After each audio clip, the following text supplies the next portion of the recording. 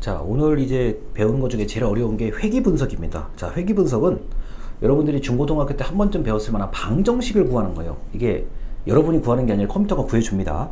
자, y는 뭐 ax 플러스 b라고 해가지고 방정식의 공식, 함수를 만들어주는 게 이게 회귀 분석인데, 제가 다시 한번 말씀드리지만 절대 여러분들이 만드는 게 아니에요. 자, 회귀 분석은 각종 변수를 동원을 해서 함수 또는 방정식으로 표현을 해서 값을 추정하는 방법이고요.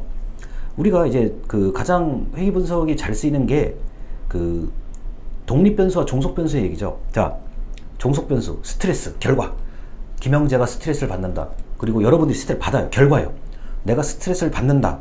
그럼 뭐가 스트레스를 주냐는 거예요. 자, 내가 뭐 예를 들어서 직장을 그만뒀다. 그래서 스트레스를 준다. 충분히 가능성이 있죠. 두 번째, 뭐 자녀가 말을 안 듣는다. 자녀하고 싸웠다. 그래서 스트레스 받는다. 충분히 그럴 수 있죠. 자, 그 다음에 또 하나. 내가 아프다. 진짜 신체적으로 아프다. 그래서 스트레스다. 그럴 수 있죠. 자, 이런 값들을, 그러니까 원인과 결과에 해당되는 값들을 어떤 통계 프로그램, 통계 처리를 하면 회귀 분석 방정식이 나와요. 그러면 어떻게 돼요? 자, 스트레스의 가장 큰 원인을 주는 것은, 자, 어떤 사람은 아파서다. 어떤 사람은 돈이 없어서다. 어떤 사람은 직장을 그만둬서다. 이런 식으로 나름대로의 값을 찾아내는 그런 그 방법을 회귀 분석이라고 얘기를 해요. 보통 이제 연구하시는 분들이 이걸 강조를 하죠. 그래서 독립변수 원인이 종속변수의 어떤 결과에 어떤 영향을 주는지를 파악하고 그것을 방정식이나 이렇게 만들어내는 것, 그게 바로 회귀 분석인데, 이게 보통 이 회귀 분석 왜 하냐라고 물어보면은 이게 예측할 때 사용하는 방법이에요. 그러니까 모형을 만들 수도 있다라는 겁니다. 자, 예측할 때 사용하는 방법인데 미래 예측에 관련된 거이기도 하고, 자, 어떤 그 뭐 연구하시는 분들이 나름대로의 모형, 모델을 만들 수도 있어요. 그때 회귀 분석을 해서, 자, 어떤 것이 어디에 영향을 주고 어떤 것이 어디에 영향을 주고 이런 것들을 만들어낼 수가 있죠. 그래서 우리가 대표적으로 이제 저출산 고령화를 예측하는 방법인데, 여러분 저출산 고령화 같은 경우는, 자, 출산율과, 그러니까 출생아 수, 지금 이 순간에 태어나는 아기, 그 다음에 지금 이 순간에 돌아가시는 분, 이거는 고정적이에요. 그 다음에 어제도 그런 일이 있었고 오늘도 있었고 내일도 그런 일이 있을 거예요. 우리나라가 통계청이 1960년대부터 인구 통계를 잡은 거예요. 인구 통계를 공개한 게 1960년도예요. 자, 그때부터 매 순간 출생과 사망은 있었어요. 그럼 1960년부터 2023년까지의 통계치를 출산과 사망을 그대로 입력을 해요. 값을 매일. 그러니까 뭐 1960년 1월 1일, 1960년 1월 2일 출생사망을 쭉 입력을 해요. 입력돼 있죠, 입이요. 자, 과거부터 지금까지의 것을 가지고 회귀 분석을 하면 나름대로의 그림이 나와요. 그러니까, 이 그래프요. 자, 옛날에 이제 그 아이를 많이 낳았잖아요. 올라가죠. 그 다음에 자, 산하 제한 정책, 인구를 좀 줄이자 그래서, 자, 아이를 덜 낳았으면 좋겠다고 정부에서 대대적으로 광고를 하죠.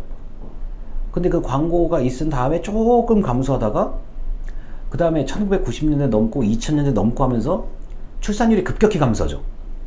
지금은 말할 것도 없고요. 자, 과거에 1960년대 대한민국은 60세만 되면 환갑이에요. 환갑 잔치하고, 그게 거의 동네 잔치잖아요. 환갑하면 뭐 하루 종일 먹고 마시고 놀잖아요. 이미 아실 거라고 봐요.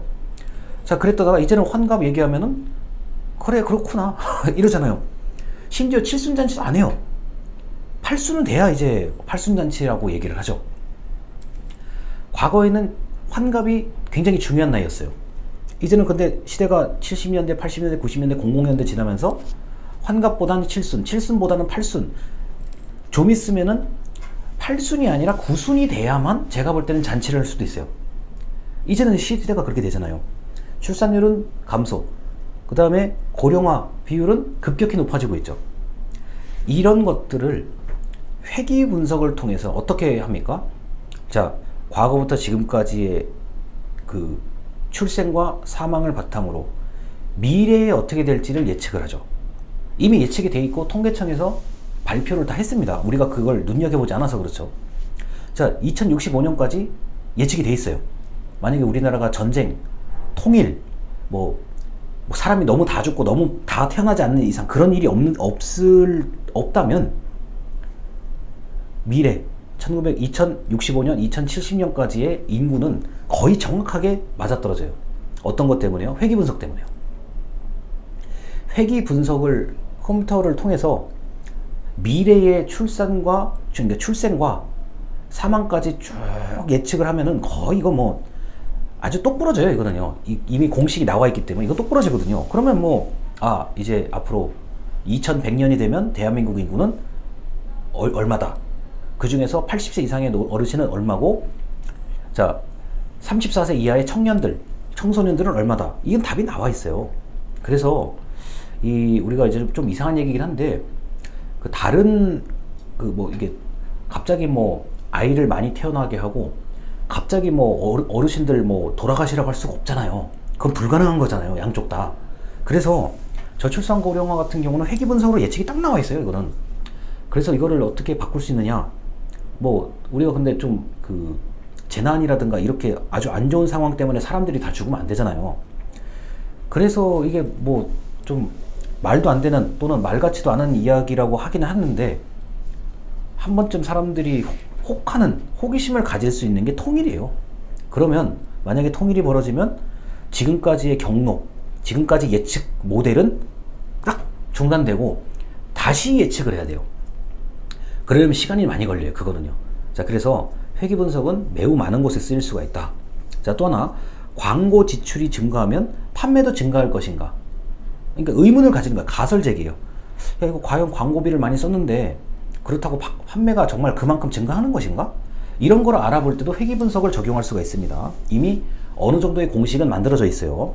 자, 그 다음에 영화가 좀 대박이 좀 터져야 되는데, 이번에 뭐 무슨 영화든지 간에 이 영화가 대박이 터지는 흥행에 영향을 주는 원인이 무엇일까?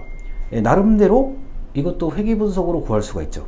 다만 좀 조심스러워야 됩니다. 이게 회귀 분석의 원인과 결과를 놓고 이제 방정식을 만드는 거긴 한데, 여러분들이 이거는 그냥 참고로만 들으세요.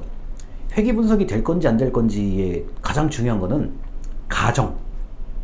야, 이 가정이 지금 네가 생각하는 그 가설이 상식에서 벗어나는 거냐, 아니면은 주어진 조건에서 완전히 벗어나는 그 공식을 만드는 거냐. 이렇게 되면 회귀 분석이 틀려요. 그러니까 보통 우리가 경제학에서 이런 회귀 분석을 많이 하는데, 야, 이게 네가 세운 가설이라든가 네가 말하는 알고 싶은 그 내용이 회귀 분석으로 안 될 것 같다라고 얘기를 하면 이 방법을 쓸 수가 없어요.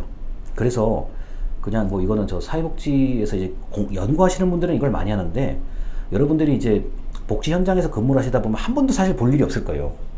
유일하게 본다고 하면 저출산 고령화 정도입니다. 그래서 제가 또 설명을 안 드릴 수는 없으니까 상관관계 분석하고 회귀 분석까지는 간단하게 설명을 드렸습니다. 자, 그래서 이제 오늘 마지막으로 설명드릴 게 가장 많이 해야 될 것 중에 하나인데, 여러분이 많이 하는 게 아니라 이제 우리가 은연중에 많이 해왔고 앞으로도 매우 많이 해야 되는 그 방법이 바로 비교입니다. 그거에 대해서 설명을 드리도록 하겠습니다. 다음 영상에서 뵙겠습니다.